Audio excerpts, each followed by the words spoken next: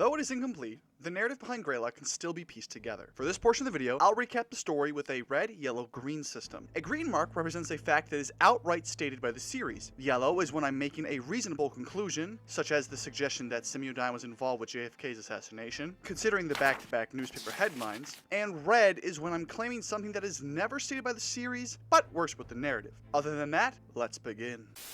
It was billions of years ago, when our planet was still mostly fire and rock, that a Mars-sized planet that had been drifting through our solar system collided directly with the Earth.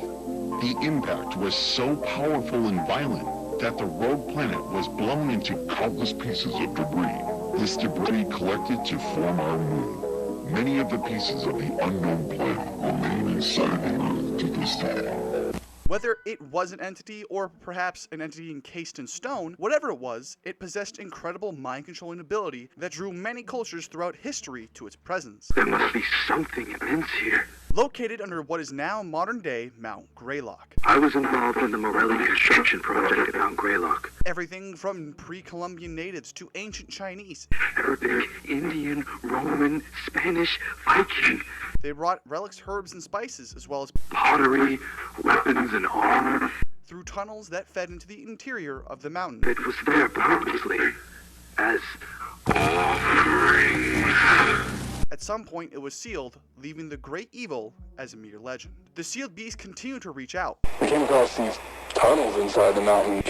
I need to figure out what's down there. Providing all the world with the ability to turn their thoughts into interactive entities that could eventually take a physical form. This is known as a tulpa. Through the ages, occultists and spiritualists, Tibetan monks to theosophists, have exercised the creation of what is sometimes referred to as a tulpa, otherwise known as a thought form. For instance, ghosts are not the spirit of the deceased. A current theory established by Unit 13 suggests that what we know as ghosts may not be as common as we once believed.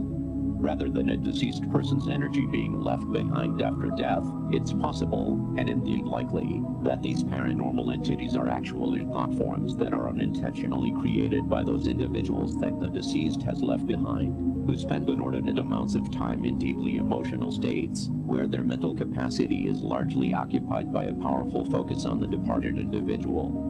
In other words, as these are the ideal conditions from which thought forms are born, people may very well create their own ghosts and hauntings. Though thought forms start as entities that can only be interacted with by radio or Ouija board, with enough time, effort, and mental focus, they could give a thought form a physical body. The corporation that eventually let the Mount Greylock beast out. Project Director, Frank Porter. Sender, Paul Morelli, Ev. The Morelli Construction and Mining Company. We came across these tunnels inside the mountain. Something out here with us. It's in the woods. And it's watching us, goddammit. Was founded in the early 1800s. Semiodyne, USA. The great-great-grandfather of Percival Rothwell, put a pin in him, set out on his own endeavor to improve the human condition with ever-evolving technology. They'd go on to manufacture a plethora of appliances. Electronics such as telephones, televisions, and radios, smoke alarms, burglar alarms, and even flashlights. Flash forward to the 1960s, where Semiodyne USA proposed the National Access Initiative to then-President John F. Kennedy. Kennedy subsequently shut down the intentional implementation of hidden cameras and microphones in radios, televisions, and smoke detectors. Kennedy didn't go for it.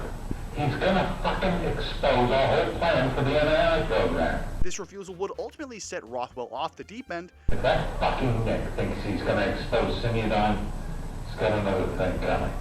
There are a lot of snakes in the grass, and it's about time that Kennedy got bit. Enabling him to get involved with Kennedy's assassination in Dallas on November 22nd, 1963. President Kennedy died at 1 p.m. Central Standard Time.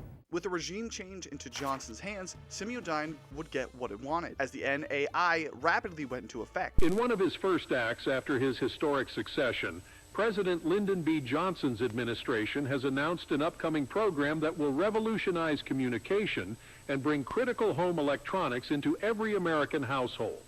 The National Access Initiative, as it's been named, is a program designed to ensure that all citizens have equal access to vital communication tools and ways to stay informed, fostering connectivity, security, and unity across the nation. An aspect of this union saw child psychologists manipulate patients while in a trance state into tapping into their subconscious to release mysterious entities from within. Okay, are you ready, Tiffany? I think so. Okay, Tiffany, we're recording now. Now close your eyes and keep them closed until I tell you to open them. I want you to picture yourself standing outside your house in your front yard. Step. Step. You reach the second floor hallway. You see the door coming closer with each step. You're at your bedroom door now. You walk into a room, and that's when you can see something different that's never been there before. Tell me what you see. It's a door next to my window. It looks black. It has weird marks on it. The wood looks weird. Now tell me what's on the other side of the door. It's a small room. There's someone here. He's facing away from me. He's standing and tall. He's very tall. I want you to focus on removing the man from your mind. When I snap my fingers, he will be gone. Coming He's easy. looking at me. He sees me. Behind your eyes. 1. Full control of your body. 0. You're awake, Tiffany. You will return to reality now. In the 1970s, Semyodyne partnered with the United States Army to initiate Project Stargate. As part of the United States Army and Project Stargate, created in partnership with Semyodyne USA. Aiming to develop a device that could accelerate the physical manifestation of thought forms using the thought form manifester. Unfortunately, the practice of intentionally creating a thought form by traditional methods would undoubtedly take years and years of developmental training. So, Project Stargate has enlisted a world-renowned authority in thought forms, a man named Dr. Bernard Hayes, due to Unit 13 and Semyodyne USA's combined efforts, bringing together some of the most prestigious minds in the world, specializing in the sciences of the human consciousness. With cutting-edge technology and engineering methods, we've created a groundbreaking, proprietary invention. Introducing the Thought Form Manifester. The Thought Form Manifester is able to create truly independent and self-sustaining thought form entities from the minds of select, willing participants. They were seeking out a near unachievable goal, to be an equal to God. Humanity has fought tirelessly past through a great many trials of intellectual fortitude to achieve but one singular goal, leaving their towers of work behind, to be climbed by coming generations, higher and higher they ascend, so that we will at last reach the one called God. And there, on his apex of infinite knowledge and power, we will approach and look him in the eye. As an equal. In 1987, Frank Porter of Semyodyne hired the Morelli Construction and Mining Co. to excavate Mount Greylock and uncover the epicenter of the supernatural mystery that the Stargate experiments were uncovering. Welcome back, user. Frank Porter. Welcome to Semyodyne USA's virtual message assistant for user. Project Director, Frank Porter. Sender, Paul Morelli, Ev. The Morelli Construction and Mining Company. Dates of receipt ranging from March 24th, 1987, to March 30th, 1987. Between March 24th and the 30th, Paul Morelli and his crew encountered bizarre phenomenon from blockages clearing themselves overnight. Message 1. March 24th, 11:14 a.m. Hey Frank, it's Paul Morelli. We ran into somewhat of an issue today. Seems part of the tunnels caved in some time ago. Message 2. March 25th, 7:38 a.m. Hey Frank, it's Paul. That being said, I don't know how the hell this happened, but the section of the tunnel here caved in is clear. The tunnel's been wired up with a few lights too. Mysterious fogs, and this thing. After all of the torment, the men were mentally eroded and physically mutated into cannibalistic monsters. Morelli Greylock Event, Group C. Notes. Uncommunicative. Warning. Patient will attack on sight. Do not interact. Immunity to pain. Patient exhibits cannibalistic tendencies. All treatments ineffective. Late that night, they set out from the caves down to the nearby counties, disturbing 49 residences into the early hours of the 31st. And you, the ordinary PP people who made me what I am today. Next Headroom premieres after moonlighting tomorrow. We interrupt our current program at the request of the Massachusetts State Police. At 3:34 a.m., Massachusetts State Police confirmed the presence of a potential group of active and unidentified home invaders who have targeted 49 residences since approximately 11:15 p.m. last night. The attacks appear to be random, spanning across the towns of North Adams, Cheshire, Savoy, and Windsor. We catch a glimpse of one of these men, albeit one of the less deformed ones. That very same day, Tiffany Crisaldi, who was once involved with Semiodyne's child therapy program. Okay, Tiffany, we're recording now. Okay. So, Tiffany, you just had your 6th birthday, didn't you? I'm going to play some sounds that will help you through this exercise. Went to her OBGYN, where her baby rapidly vanished into thin air.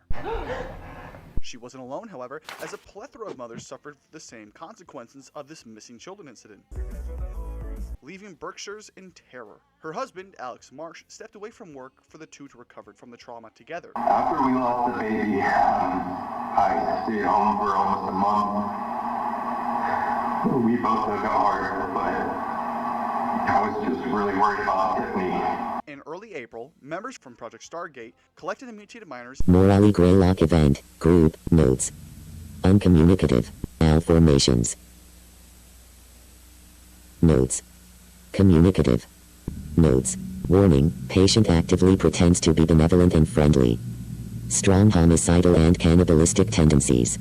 Killed and partially consumed 6 staff members on April 6, 87. And provided local officials with a cover story about an anti-American militia group operating out of western Massachusetts, where some miners became menacing cannibals, others were distorted into acid-spitting heathens. Warning, patient may sit up very suddenly, without provocation, to projectile vomit at any staff in area.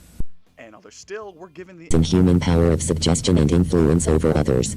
Around 9 p.m. on April 8th, Arnold Rivers, an archaeologist and anthropologist hired to inspect the findings from within Mount Greylock. I was involved in the Morelli construction project at Mount Greylock. I was hired due to my background in anthropology and archaeology. Began recording his testimony from his visit to the mountain. Paul Morelli took me on after securing a government contract for the Greylock project. I'm recording this because he informs whoever might listen to his tape about the evidence of all types of cultures spanning across all eras of humanity who had come to worship what existed within the ruins. So I need to leave some kind of record of my findings. Ancient Chinese, Arabic, Indian, Roman, Spanish, Viking.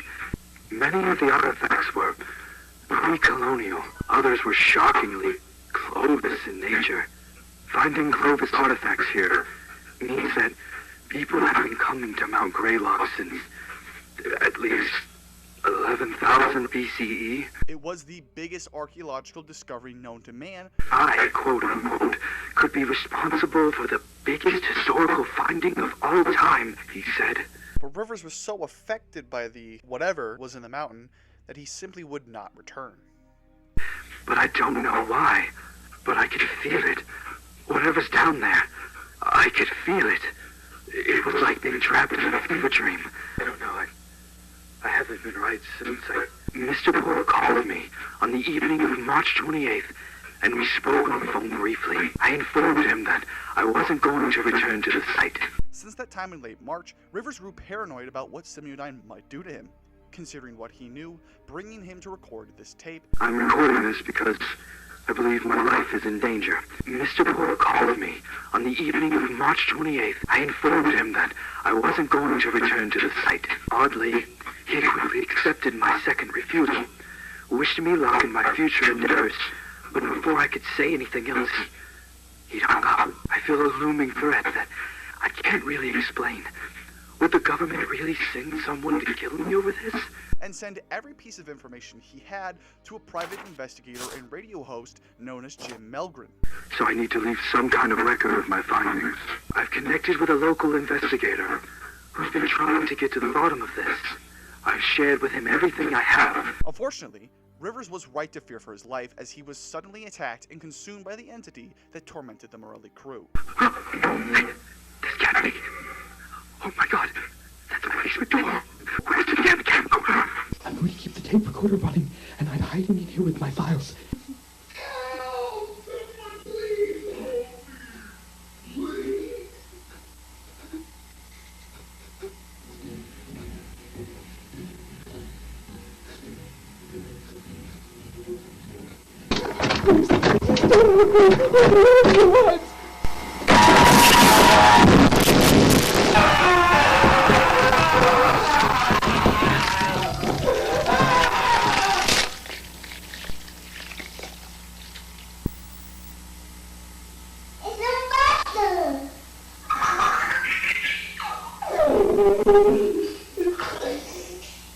It is here we run into a bit of an anomaly, and I don't bloody mean a A tape recorded by Paul Morelli is recovered from within the mountains the very same day. But last I checked, he wasn't doing so hot. That's the least of our concerns though, as the tape says it was recording on October 3rd, either 1987 or 1997. It's not really clear. And you know what that means. Time travel. Around April 14th, Don Wright of Don Wright Tonight forwards a police report to the public about the ongoing investigation into the numerous break-ins and attacks by the anti-American militia group. Authorities continue to investigate the recent crime wave that swept across northern Berkshire County. It was 2 weeks ago when the emergency broadcast system was engaged due to the activity of a group of individuals who had been targeting and breaking into people's homes. He assures the public that things are being handled and they can rest easy as things return to normal. Back to normal. Back to normal. Back to normal. To normal. To normal. To normal.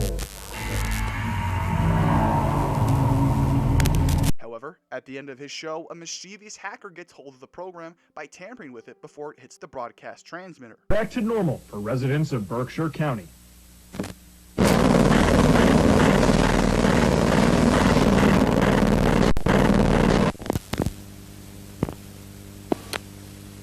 Well, that broadcast went completely tits up, didn't it? We're looking into it, sir, but we experienced no issues with the broadcast on our end, so our engineers believe that the signal was hijacked before even reaching the transmitter. What the hacker says during the incident is unknown, but it threw GBS executive Alan Rosenbaum into a fit. I've been getting chewed out by our asshole CIA liaison for the past 2 hours. What the fuck happened? But by then, the hijacker had already said everything they wanted to say, hadn't they? Yes, sir.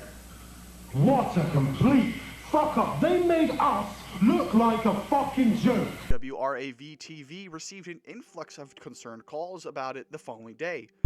Once we started receiving phone calls from viewers, we switched to a backup transmitter. But by then, the hijacker had already said everything they wanted to say, hadn't they?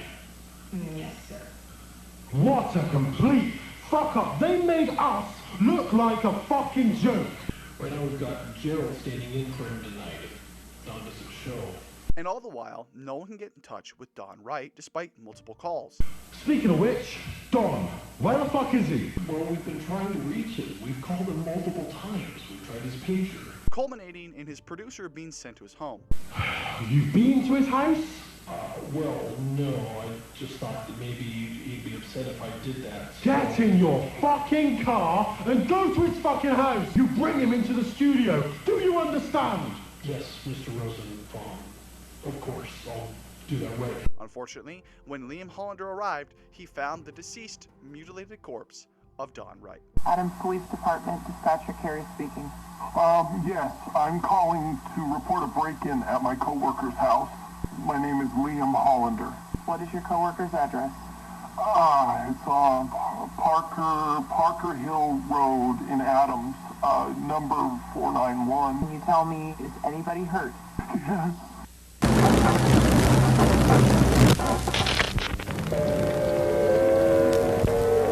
On May 18th, 1987, distraught over the thought of her missing baby, Tiffany was found deceased that afternoon after several missed calls from her husband Alex.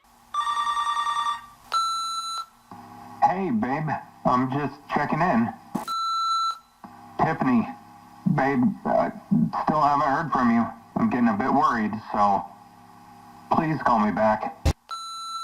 Okay, I'm not sure what's going on, but I'm gonna head home. I'm sorry, I'm kind of freaking out. I'll be there soon. I love you. The police understandably took him in for questioning due to the oddities surrounding her passing. Tiffany's autopsy happened the following day with Dr. Heinrich Albrecht at the helm. May 19th, 1987, 3:23 p.m. Intake report for Tiffany Elaine Marie Crisaldi. Caucasian female, age 28, 39, 26, 30, 27, 25. His intake report sheds light on her death, most notably the black resinous substance that leaked from her mouth and fully retracted eyes. Initial external evaluation reveals a resinous black substance adhered to the face, neck, and upper thoracic region. Additionally, the eyes are fully retracted. More concerning than that was the star logo carved into her abdomen that happened post-mortem. Later that night, Albrecht recorded a personal log describing the anomalies of his inspection of Miss Crisaldi. Private log for case file 87-091-HA for my home archives. The date is May 19, 1987. Time is 8:03 p.m. I conducted an examination of Miss Tiffany Crisaldi today. Though it seems misfortune loomed over the proceedings. Electrical flickers and inexplicable drops and spikes in room temperature. And a woman's cries of torment. After placing Miss Crisaldi in storage, my assistant Sarah mentioned that she'd heard a woman crying, coming from the direction of the cooler. I shrugged off her remark and let her leave early, telling her she was likely stressed or overtired. And I continued cleaning up on my own.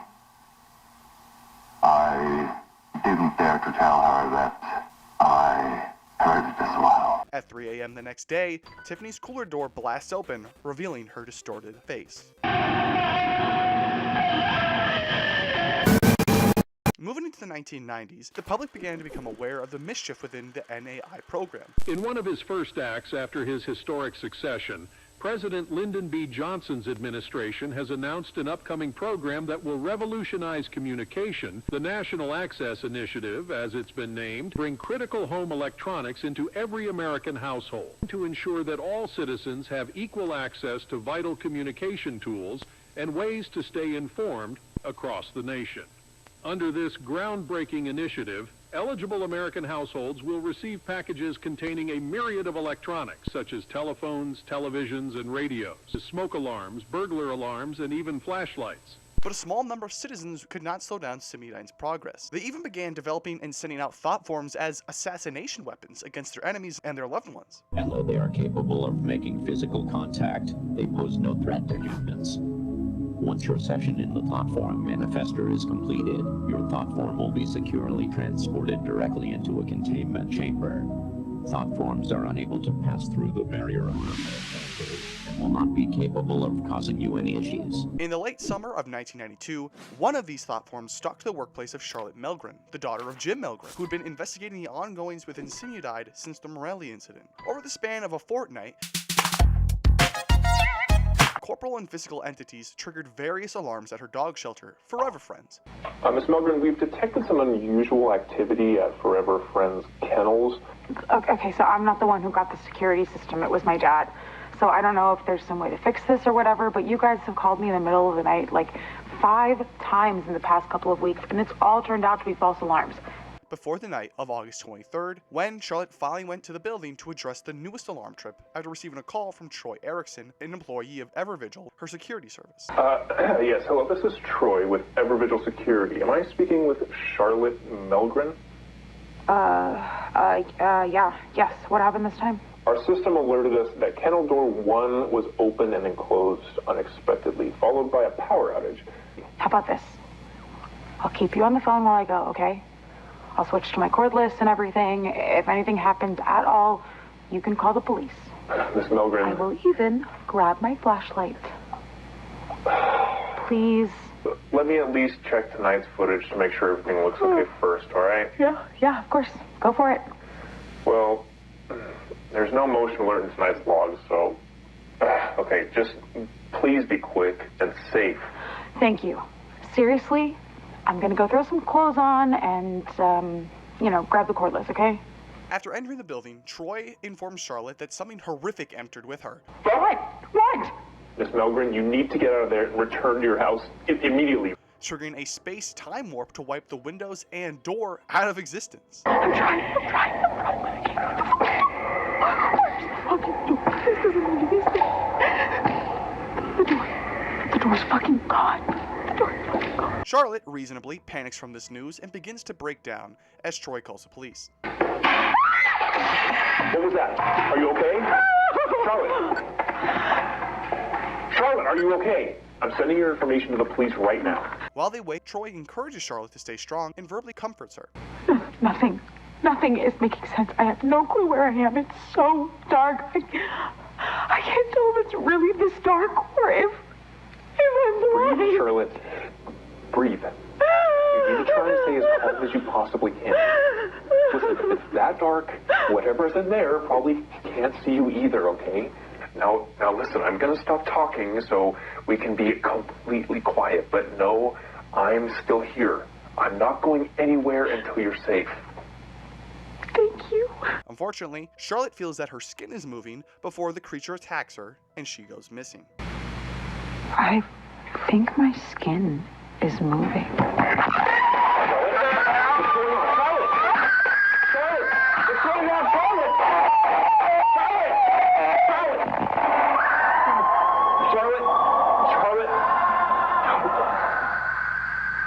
Clear. No sign of Miss Melgren. Kennels are empty too. Thought you said she had dogs here. The following year, Simudyne developed a series of tapes for new subjects in Project Stargate.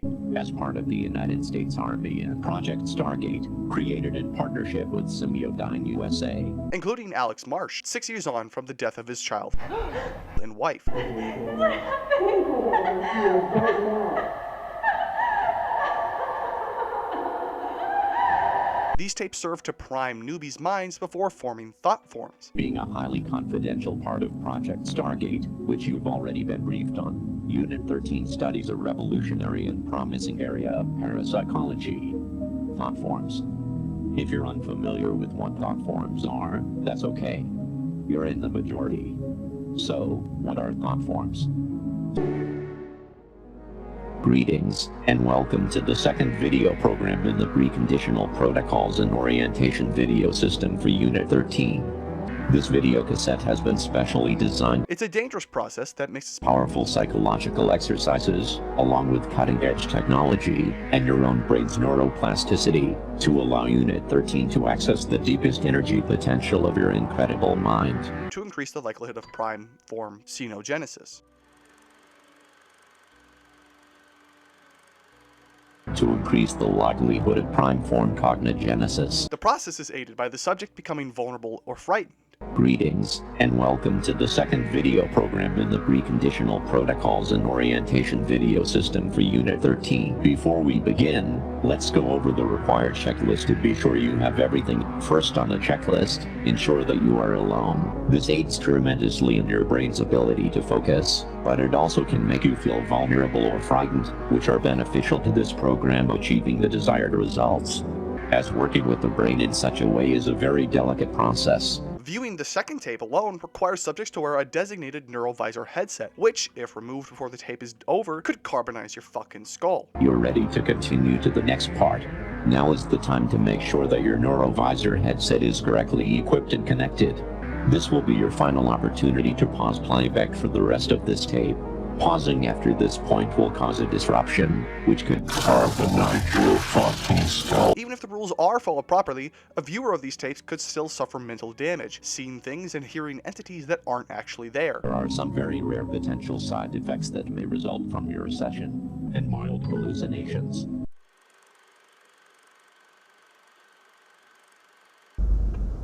There is a shadow nested deep within our hearts, within our minds, in a place most people don't even know exists within themselves. The devil is gonna call to those depths, dear believer. Tremble before the beast. You should make it easier on yourself and accept what it is that he bestows upon you. It's unknown how many people were involved with Unit 13 while it was active, and worse, just how many monsters they created. In 1994, a young girl named Katie woke up to something in her room.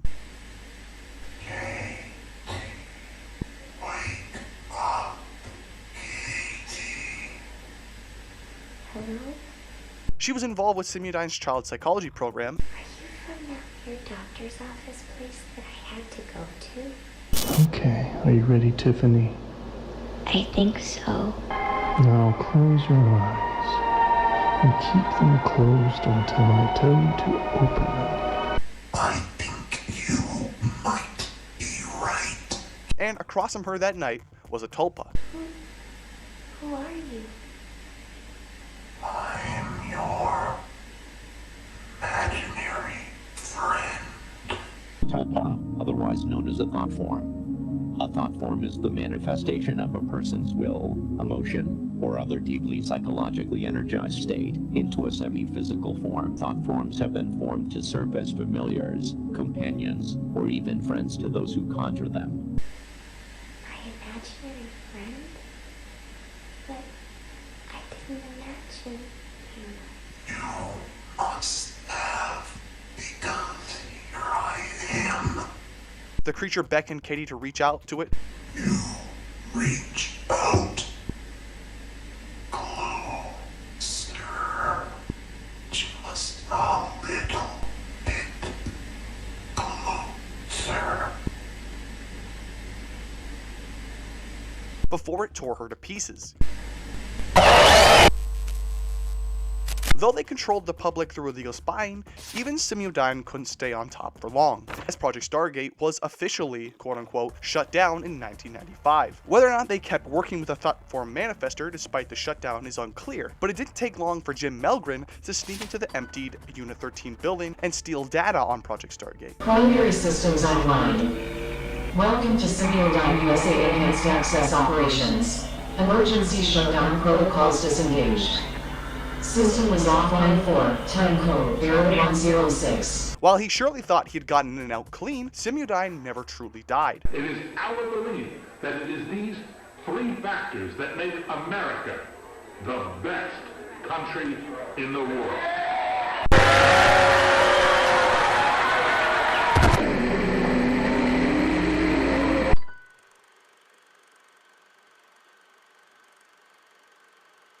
They just changed their face. Simudyne USA is here with you every step of the way.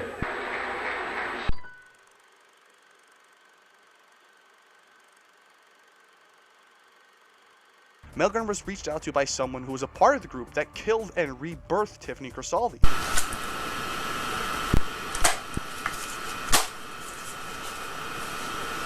Hello, Mr. Melgren. I have some very important information for you. Of particular note, and the reason for this specialist report, is an unusual finding on the abdomen, specifically below the sternum. Well, photographs and casts have been made for further analysis. I'll be consulting with forensic anthropologists and symbology experts to better understand the nature and potential significance of the symbol. My name is Eugene Rivers. I was involved in the Morelli construction project at Mount Greylock. I was hired due to my background in anthropology and archaeology. It is the carving that requires the initiation of an immediate and in-depth investigation. This aspect of the case should be treated with utmost priority due to its unusual and unnerving nature. This symbol was carved into the skin post-mortem. They were so impressed with his ability to endure the chaos that they disclosed the truth to two mysteries Jim had long wondered about. It's impressive you remained alive for this long. For now, I am simply offering you information a star with you and timing to hear. You can take it or leave it. What happened to his daughter, and how did all of this come to be? To answer the former, it turns out that Charlotte's got entered inside of him turns out that Charlotte has dogs as a part of her now. Clear. No sign of the smell rate. Kennels are empty too. Poppy said she had dogs here.